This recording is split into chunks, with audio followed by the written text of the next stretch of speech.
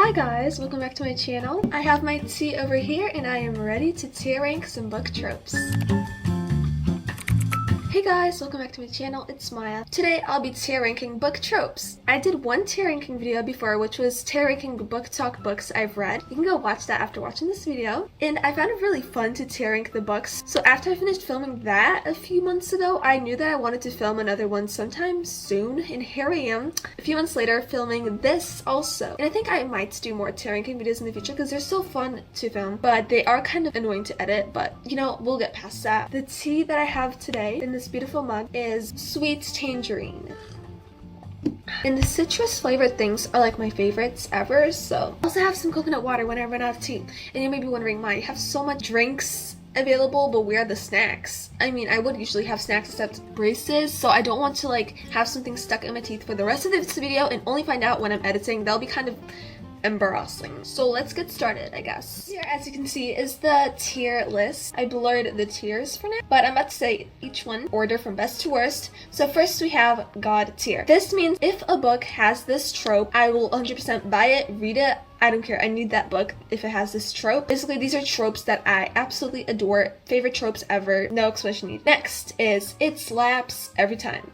These are like some really good tropes. They're not my absolute fave to be God tier, but I do love books with this trope. So these are very good tropes. Next is it's pretty good. Just good.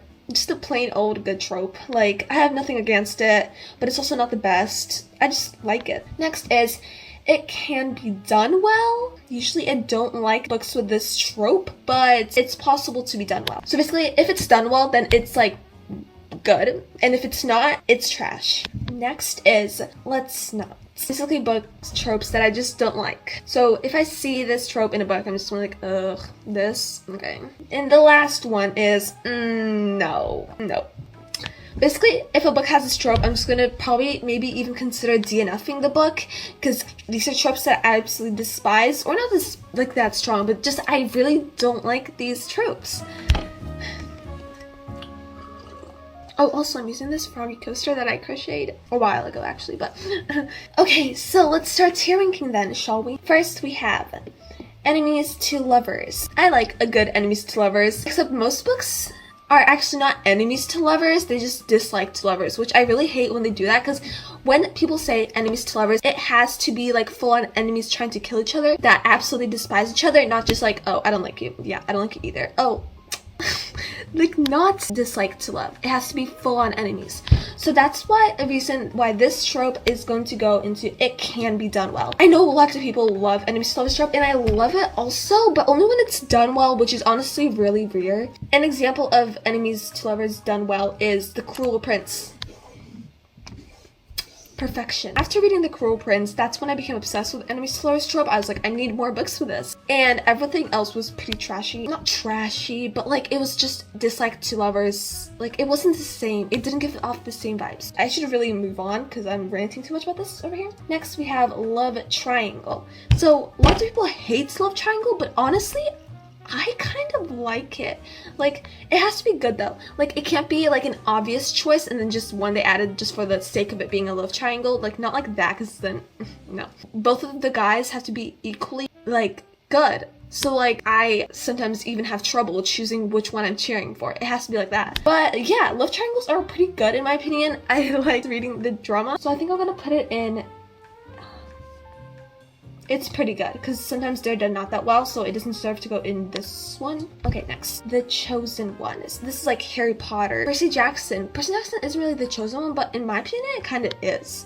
But the Chosen One, basically, I don't know how to explain this. They're the chosen one. What else can I say about that? I like it, but sometimes, I don't know, it's between these two. Because sometimes it's done so bad that I just don't want to continue reading the book, but then sometimes there are instances good, so I think I'll put it in it's pretty good. Okay, next. Arranged marriage.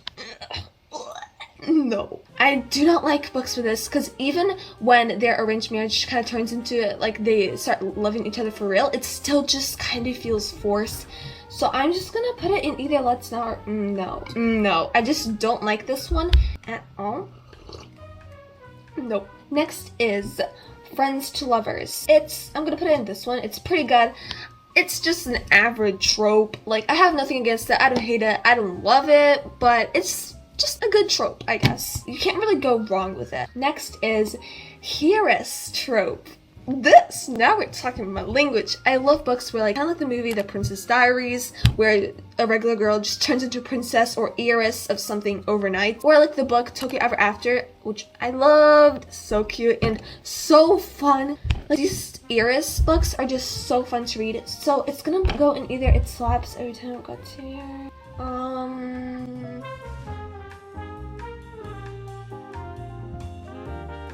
I'll put it in it slaps every time. Love it. Next is boarding school. Love boarding schools. Boarding school books are always so amazing. I'm gonna put it slaps every time.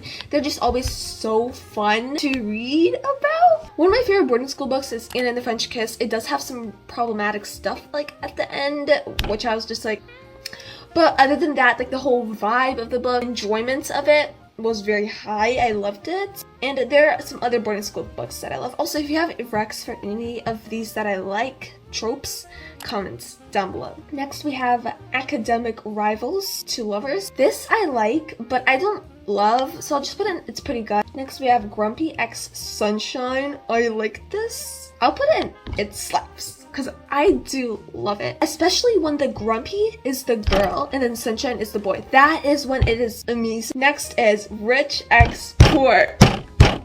This is such a good trope. I'm putting God's here. This is one of my favorites. When one of them is rich, one of them is poor, and it's just so fun to read. Especially when the guy is rich. He just like tries to find these ways to impress her. And not really like rich ex-pro, like really rich and really like poor, homeless type, but more like poor, just kind of like average, you know, just not rich. And it's just really fun to read how the guy just tries to impress her since he has so much moolah, just like to what heights will he go. And it's just really fun how the poor one just gets to experience all these fun things that they thought they never would before. I don't know, I just really love this trope. Next we have forced proximity. Lots of people love this, but I like it, but I don't love it. Like, I don't really care about it that much, honestly. I mean, sometimes I do like it, but then sometimes it's just too forced and just kind of uncomfortable. So I'll put it in it's pretty good, because most of the time it's good still. So next we have forbidden romance. This is, I love it. There's just something about it being forbidden, them having to like go out of their way to make sure nobody finds out that they're together. I'll put it in it slaps every time. Next we have fake dating. This is good. Yeah, I think I'll put it in it slaps every time. I already have so much books over here, but I just do love a good fake dating trope.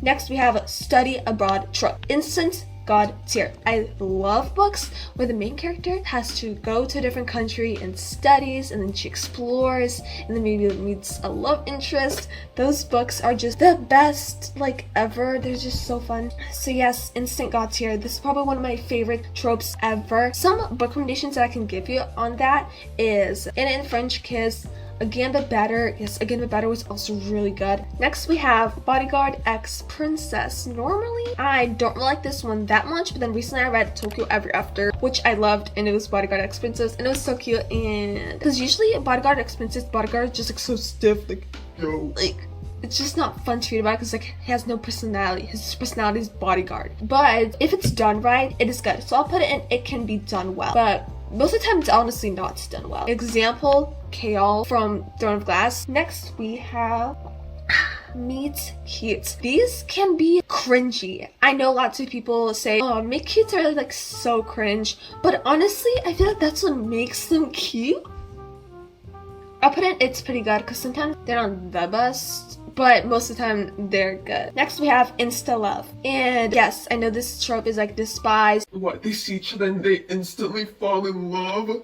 Ew. But slaps every time for me. I love it. I mean, hear me out. So I like when they first see each other and there's just instantly some kind of spark. Like not love, like insta love, but like an instant spark of something. And then they're like thinking about each other later in the day, thinking about that spark when they saw each other. Like that's just, I like when there's an instant spark of something.